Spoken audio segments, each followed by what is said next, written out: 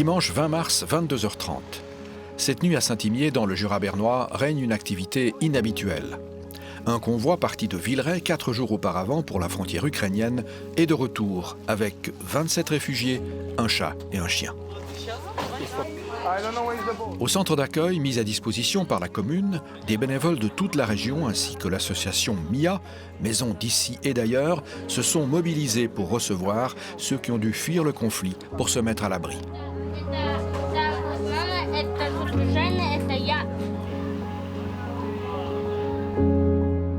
Le début de l'aventure commence à Villeray, le village voisin de Saint-Imier, avec Nicole, présidente de l'association Rosée d'Espoir. Quand ils ont commencé à bombarder à Kharkiv, j'étais moi-même très touchée parce que je reconnaissais les endroits que j'avais visités, qui étaient magnifiquement bien construits et voir des débris comme ça, j'étais très touchée et j'avais besoin des voitures, j'avais besoin de soutien financier pour pouvoir aller chercher nos amis ukrainiens en frontière de Pologne ou de Budapest. Nicole justement m'a contacté, puis je l'ai trouvé ultra énergique, plein de bonne volonté, et puis elle cherchait justement aussi des gens pour aller là-bas, aider, et puis moi j'ai parlé de mon projet, puis elle m'a aidé notamment, elle a collecté des dons pour le diesel, des biens pour amener là-bas, enfin voilà. Le résultat de ce qu'il y a peut-être maintenant, c'est vraiment le cumul d'individus privés, d'associations comme la Rosée d'Espoir, la Maison ici et d'ailleurs, le côté institutionnel, c'est toute cette chaîne en fait, tout le monde fait un petit peu, puis ça donne un super résultat en fait. Grâce à la solidarité de nombreuses personnes et à la mobilisation de la paroisse réformée, 10 chauffeurs et 5 véhicules quittent Villeray en direction de la frontière ukrainienne. Un itinéraire de 1800 km qui traverse l'Allemagne et la Pologne. Pour Yves Rochat, le but est également d'aller chercher Samira et sa famille. Une amie ukrainienne qu'il a rencontrée il y a 10 ans à l'occasion d'un voyage à Kiev. Il faudra un peu plus de 18 heures de route au convoi pour rejoindre Zamość, une ville de 60 000 habitants située en Pologne orientale, à 40 km seulement de la frontière ukrainienne. Première mission pour le convoi de Saint-Imier, récupérer Samira, ses 2 enfants de 3 et 7 ans, son frère et la fille d'une voisine. Quand elle est partie, elle m'a dit, avant de partir, elle m'a dit, mais ça fait plusieurs jours que je pleure parce que ma mère ne vient pas, enfin... Puis on n'avait pas encore eu le temps de discuter, on s'écrivait, donc je chantais un peu quelque chose d'un peu lourd comme ça, que c'était compliqué aussi pour elle de partir avec ses 2 enfants un peu sous les bras puis une valise. À Zamość, des cars sont en transit, ils apparaissent et s'évanouissent dans la nuit, un balai de véhicules qui rappelle l'ampleur du conflit. Samira et sa famille sont en route, il est prévu qu'ils arrivent dans la nuit. Yves, le responsable du convoi, ne sait pas encore quand ni où le car va les déposer. Ouais, il est là, il arrive là. Il faut qu'on chope le bus. Attends, stop. C'est un grand bus blanc. C'est ça. Grand bus blanc. 1 minute. Mais je pense que c'est ça, quoi. Non, c'est pas ça. C'est un autre bus.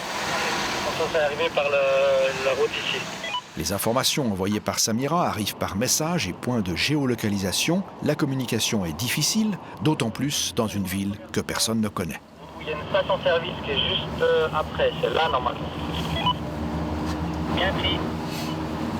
On les a trouvés sur un arrêt plus.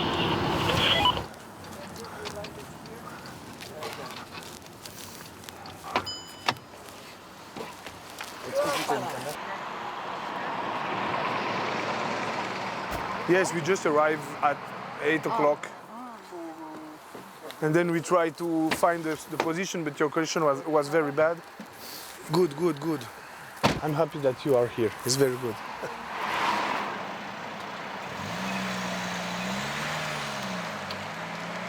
Yes, it's great. Yeah. Go inside, it's harder and it's better. Bon, ben ça c'est bien, quoi. It's a very good hotel. But that's the only one that we find, so it's cool. Au centre d'accueil du camp de transit de Zamość, l'atmosphère semble sereine ce matin. Mais les réfugiés sont bien là, logés dans les bâtiments de ce qui semble être une école. Ici, dans les grosses journées, jusqu'à 1000 personnes arrivent et repartent. Régulièrement, des véhicules privés amènent des habits, de la nourriture. Des cars et minibus en provenance de différents pays européens sont en attente. C'est ici que l'équipe de Saint-Imier vient proposer ses places pour la Suisse. Géré essentiellement par des bénévoles, le centre de réfugiés de Zamosk fait office de camp de transit. Avec l'aide de Samira, les différents documents administratifs sont remplis. Yes. Only one. Yeah. Devant l'ampleur du travail, les Polonais sont efficaces et bien organisés. Un responsable du camp nous avouera cependant qu'il y a 10 jours qu'il n'est pas rentré chez lui. Pierre, t'as combien de places si jamais dans ta bagnole? So maximum 25. Ils ont beaucoup de résilience, dans le sens où pour nous, c'est un peu le début de l'histoire avec eux, mais eux, ils ont déjà des jours de marche ou de bus ou de train dans les pattes. If we find someone, we go to the hotel by ourselves. We have the bus, so Okay. we If you don't- find in the next hour, you call me. Otherwise, in 1 hour, we go back to you Switzerland. living, Ils ont déjà quitté leur famille, s'ils sont là à la frontière, ils ont déjà des choses difficiles qui se sont passées pour eux. C'est la capacité à décider très vite de partir loin, parce que la Suisse, c'est pas forcément leur premier choix. Hein. Ils veulent aller en Allemagne, en Slovaquie, en Roumanie, en Pologne. Le choix, il est tellement énorme de partir si loin de leur famille, puis d'y être maintenant peut-être pour des semaines, des mois. Ça m'a vraiment impressionné. On va mettre après. Au départ, de multiples contrôles sont encore faits par les autorités polonaises. Tout est inscrit, notamment l'identité des Ukrainiens qui quittent le camp, mais aussi l'identité des Suisses et l'immatriculation des véhicules qui les prennent en charge. Okay. Okay. Okay, very good. Thanks a lot. Thank you. Good luck. Goodbye. On y Good va. luck, guys. Bien joué, les gars. Puis, enfin,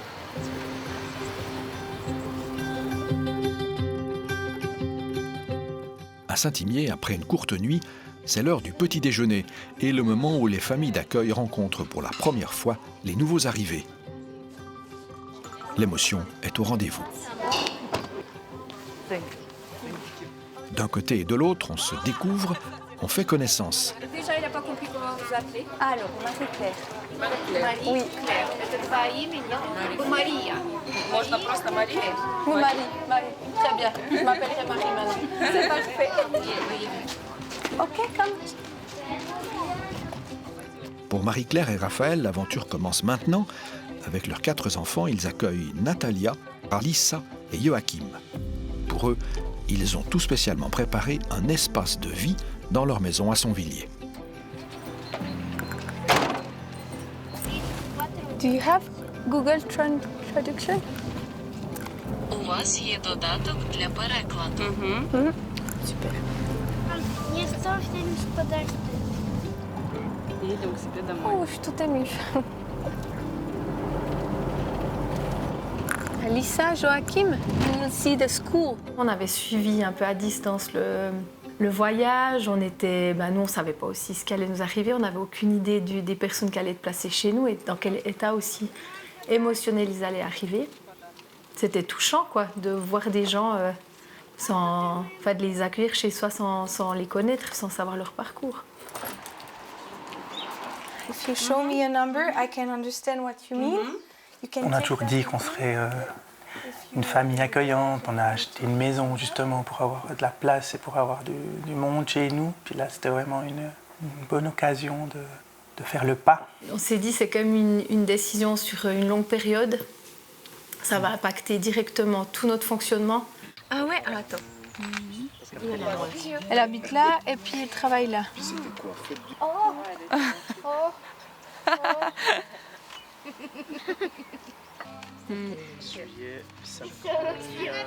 Рішення приймалось дуже складно. La prise de décision était très difficile, puisque je laissais là-bas ma famille, ma mère, mon mari et beaucoup de parents et amis. Notre marraine, qui habite à Kharkiv, a passé 2 semaines au sous-sol parce qu'elle ne pouvait pas sortir. Leur maison a été détruite. Tout ce qu'il y avait dedans était détruit. Alors mon mari m'a dit « Prends les enfants, tu dois les protéger, ils n'ont pas à voir ça ». C'était très pénible pour moi. Très pénible car c'est toute notre vie. C'est très difficile en 20 minutes de mettre dans une valise 33 ans de ma vie.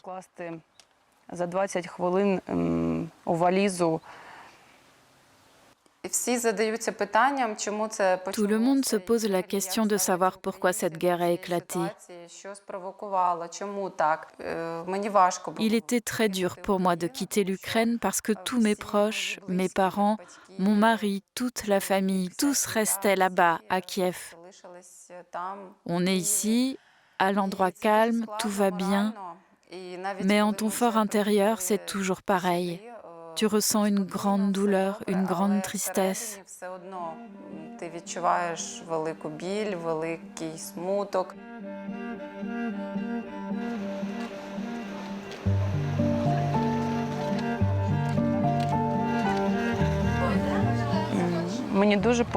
J'aime beaucoup la famille qui nous accueille en Suisse. Je leur suis très reconnaissante. Tous mes parents les remercient du fond du cœur également. Mais la maison, c'est toujours la maison. Et j'aimerais tellement, bien sûr, retrouver notre pays, le reconstruire et vivre comme on vivait avant. Il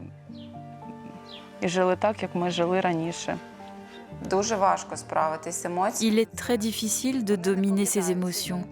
Elles sont toujours là, ses pensées sont toujours là. Tu attends, tu surveilles le téléphone. Peut-être il s'est passé quelque chose. Tu attends la moindre nouvelle. C'est dur. Chacun vit cette situation à sa façon. Il y a ceux qui dépriment, qui se replient sur eux-mêmes. Les autres pleurent et on n'y peut rien. Et la guerre, tu n'aurais jamais pensé que cela t'arriverait, ni à toi, ni à ton pays.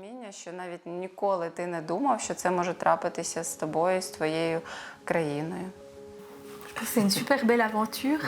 C'est pas facile. Mais quand on sait que c'est facile pour personne, je crois que ça aide.